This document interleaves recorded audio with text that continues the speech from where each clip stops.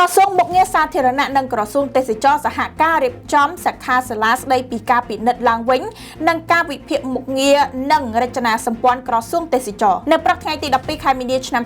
2025នេះឯកឧត្តមហ៊ុនម៉ាណីឧបនាយករដ្ឋមន្ត្រី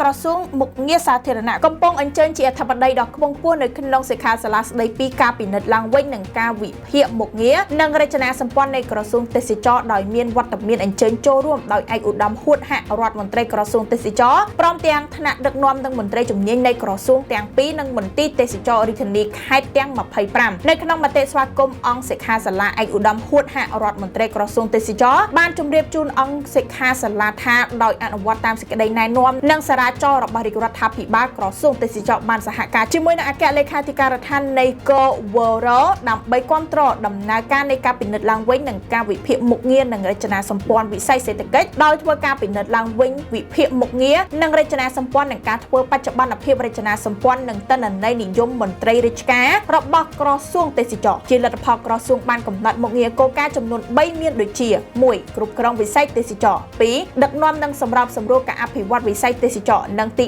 3សេវាគាំទ្រដំណើរការទូទៅវិស័យទេសចរព្រមទាំងកំណត់មុខងារគាំទ្រចំនួន18និងមុខងារជំនាញចំនួន32ទន្ទឹមនឹងនេះឯកឧត្តមរដ្ឋមន្ត្រីបានបញ្ជាក់ថាបន្ទាប់ពីបានពិនិត្យឡើងវិញការវិភាគមុខងារនិងរចនាសម្ព័ន្ធក្រសួងនឹងធ្វើការកែសម្រួលរចនាសម្ព័ន្ធឡើងវិញដោយឈរលើអភិក្រមនៃការងារកែតម្រង់រដ្ឋាភិបាលសាធារណៈគឺពង្រឹងជាងពង្រីកផ្អែកទៅតាមលទ្ធផលនៃការពិនិត្យឡើងវិញការវិភាគមុខងារនិងរចនាសម្ព័ន្ធនិងការធ្វើបច្ចុប្បន្នភាពរចនាសម្ព័ន្ធនិងទិន្នន័យមន្ត្រីរាជការក្រសួងទេសចរបានបង្ហាញថាតួនាទីនិងភារកិច្ចរបស់គណៈកម្មការមួយចំនួនដែលគាំទ្រលើការជំរុញការអភិវឌ្ឍនៅវិស័យទេសចរមានភាពស្ទួនគ្នាជាមួយនឹងតួនាទីភារកិច្ចរបស់ក្រសួងទេសចរព្រមទាំងតួនាទីភារកិច្ចមួយចំនួននៅក្រសួងដទៃទៀតមានភាពស្ទួនគ្នាក៏ដូចជាតួនាទីភារកិច្ចរបស់ការិយាល័យផងដែរផ្អែកទៅតាមរបបគំហើញដែលបានរកឃើញក្រសួងក្រុងនឹងកែសម្រួលរចនាសម្ព័ន្ធនាពេលបច្ចុប្បន្នឲ្យស្របទៅតាមនឹងមុខងារថ្មីរបស់ក្រសួងទេសចរនិងកែសម្រួលតួនាទីភារកិច្ចរបស់គណៈកម្មការនានា